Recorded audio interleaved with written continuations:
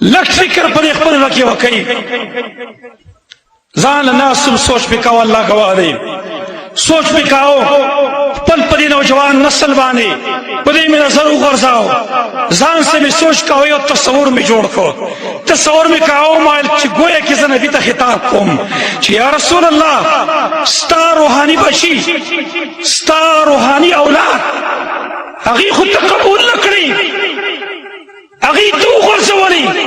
ستا شکل صورت د خوخی ستا روحاني بچي خو د غیر نه متاثر دي ستا روحاني بچي هغه خو ستا شکل د خوخی ستا دشمن شکل خوخی یا رسول الله تبر خبر اولاد لپاره د سفارش امید ساتي چې خپل الله تعالی دی مبارک سفارش کوم لیکن هغه نن غیر ستا دشمنان چې کوم دي ای په خپل جال کې واغستل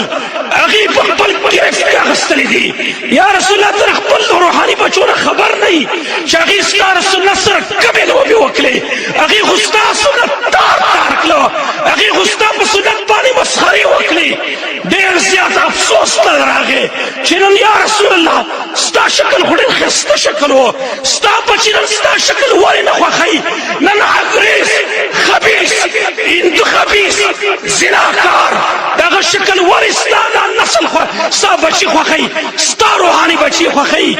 ډېر افسوس تر راغی زما ورونو خدا سوچ پم کاوه چې الله رب العالمین دې نکي زمونږ ټول نسل دې الله توفیق ورکړي چې خپل ګیرې ښه مکمل طریقې سره پرېږدي